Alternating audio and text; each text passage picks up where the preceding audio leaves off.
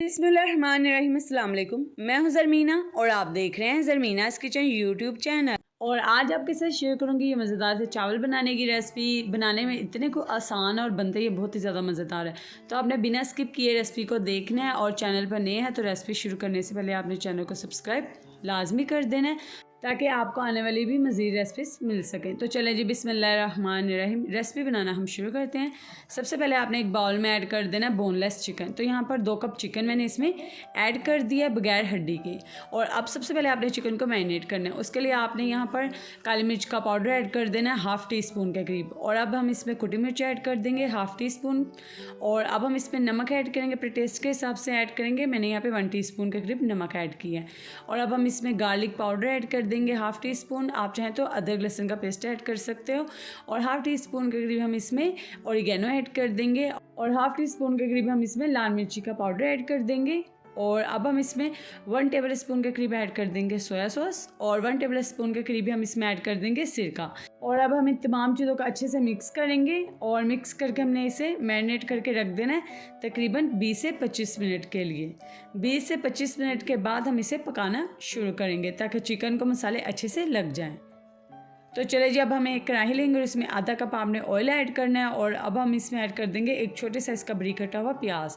प्याज का कलर आपने चेंज नहीं करना, बस आपने 1 मिनट के लिए इसे ऑयल में फ्राई कर लेना है। तो चले जी, अब हम इसमें चिकन ऐड कर देते हैं जो हमने मैरिनेट करके रखा था। चिकन को हमने मैरिनेट करके रखा था, इससे ना जो चिकन में जो टेस्ट है बहुत ही अच्छा आएगा। और सिंपल से मसाले हैं।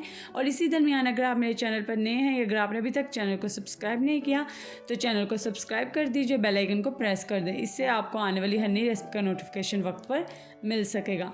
तो जी, यहाँ पे देखें चिकन को आपने अच्छे से फ्राई करना है ऑयल में ताकि चिकन का कलर हल्का सा चेंज हो जाए।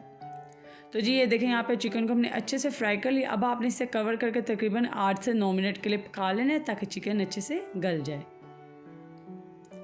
तो चले जी, अब हम चेक करते हैं। दरमियान में आप चेक ज़रूर करते रहें। वैसे पानी की इसमें ज़रूरत नहीं पड़ेगी क्योंकि चिकन अभी अपना काफ़ी पानी रिलीज़ करता है। तो ये देखें, यहाँ पे चिकन डन हो चुका है। तो अब हम इसमें आधा छोटा कप ऐड कर देंगे शिमला मिर्च। तो यहाँ पे लंबाई में काट कर मैंने ऐड किया शिमला मिर्च। तो अब हम इसे अच्छे से मिक्स करेंगे और 2 मिनट के लिए हम इसे इस तरीके से पका लेंगे। बहुत ज़्यादा आपने सॉफ्ट नहीं करना है शिमला मिर्च को। और अब हम इसमें ऐड कर देंगे चिली सॉस। आप चाहें तो इसमें केचप भी ऐड कर सकते हो। मैंने यहाँ पे चिली सॉस ऐड की है। अब आप इसे अच्छे से मिक्स करें। बहुत ही इंस्टेंट चावलों की रेसिपी ये बनकर तैयार हो जाती है। जब आपको कुछ मज़ेदार खाने को दिल करे तो आप इसे फ़ौरन से बना लीजिए, मज़ेदार से आपके चावल बनकर तैयार हो जाएंगे। अब हम इसमें बॉयल किए हुए 2 कप चावल ऐड कर देंगे। तो अगर आपके कल आपने वाइट चावल बनाए वो बच गए हैं तो आप ये रेसिपी बना सकते हो, बहुत ही मज़ेदार बनकर तैयार होती है। तो मैंने यहाँ पर 2 कप बॉयल किए हुए चावल ऐड कर दिए।